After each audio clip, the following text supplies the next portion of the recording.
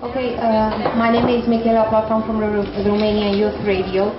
Mr. Smith, I would like to ask you, a few years ago you have made the announcement that the Cure will disappear from the musical scene. Fortunately for the millions of your fans, you have changed your mind. What was the motivation of this announcement?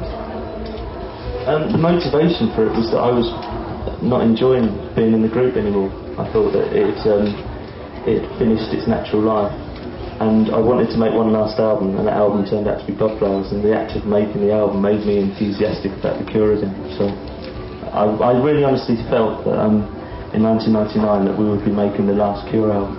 It still might be true. I mean, we might not get around to making the next heavy metal album. Okay, I would like to ask you for an ID. The radio is Radio 3. 3 or 3? 3. And what am I supposed to say? Radio 3.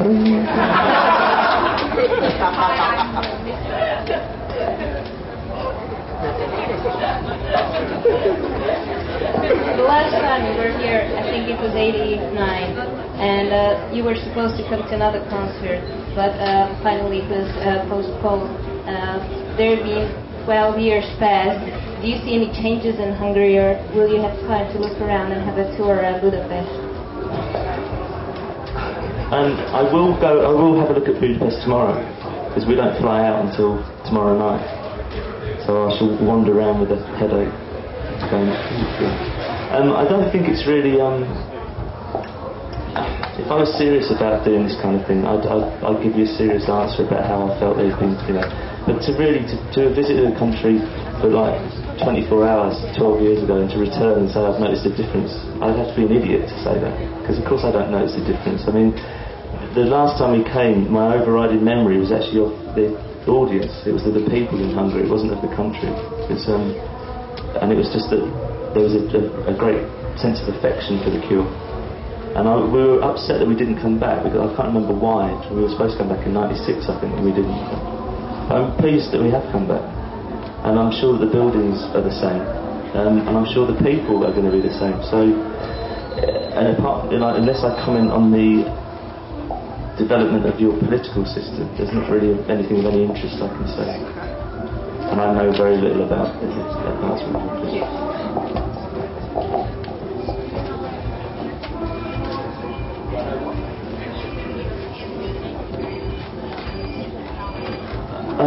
I only know really like indigenous Eastern European music. I don't really know any new Eastern European music. I don't know very many new bands from Eastern Europe now. I imagine that what usually happens is when we do shows like this, I go home with a bag full of CDs. Except we haven't got a record company this time, so I probably won't go home with a bag of CDs. Hi, at the very beginning, Albert Camus has got a very big influence on you, as far as I know. Is it still on? Is it this deep side of life is influencing your career? I think the this is a tough one. I think inevitably, like, there are certain things which influence me as an artist, but I don't think that really Let's Go to Bed could be said to represent the deeper side of life. We've been involved in some really stupid pop songs and we've done some very stupid things, which I've enjoyed hugely. I think if we'd been a very serious band the whole time, if it had reflected only that side of my personality, I don't think it would have been a very enjoyable experience for me or for anyone else. I think the best things that we've done have been influenced by a kind of a deeper sense, like an underlying sense of helplessness and meaningless. But it's every now and again I think you have to kind of break away from that, because otherwise it's too dismal. I'll just stop. I think Camus gave me the sense of that at the age that I read him, I felt that I was very pleased to realise I wasn't the first person that felt the way I did. And essentially I think when a new audience, that every time people come to the Cure for the first time, they kind of get hold of something that's there, that they realise they're not the only people that feel like that. So that's really what, I suppose, that underlying thing that is there in our music, hopefully. Any more questions?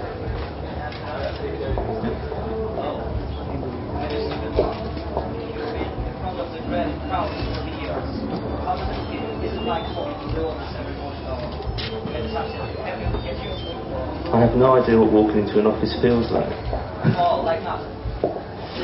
And I know what you mean. The sense of going out in front of people and doing something is exactly the same for me now as it was 25 years ago. I still have the same feeling about it. Okay, last 3 questions, please. Hello. I'd like to ask you a little bit about the B-sides, because once you said somewhere that the songs that couldn't make it on the album, they don't. It's not like the rest that wasn't good enough for the album, but you still don't play it on concerts. And I'd like to know a little bit about the forthcoming box set you just talked about, maybe next spring.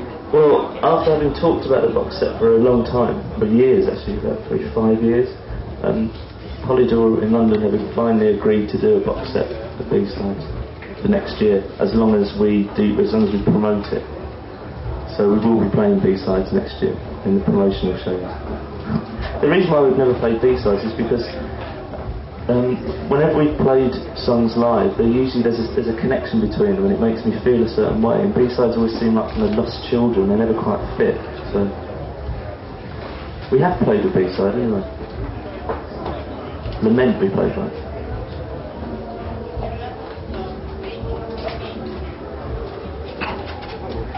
I've never had any pretensions towards making films, no.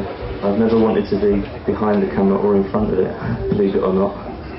I like singing and writing songs, that's what I get pleasure from. I enjoy watching good films, but I don't really feel that I'd be able to make one. Okay, the last question. Anyone has the last question?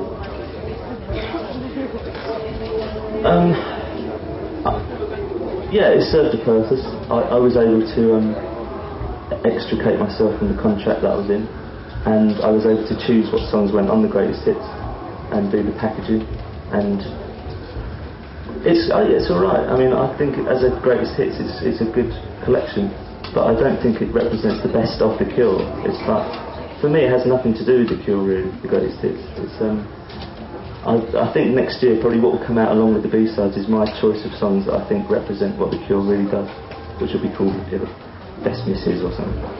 Worst of.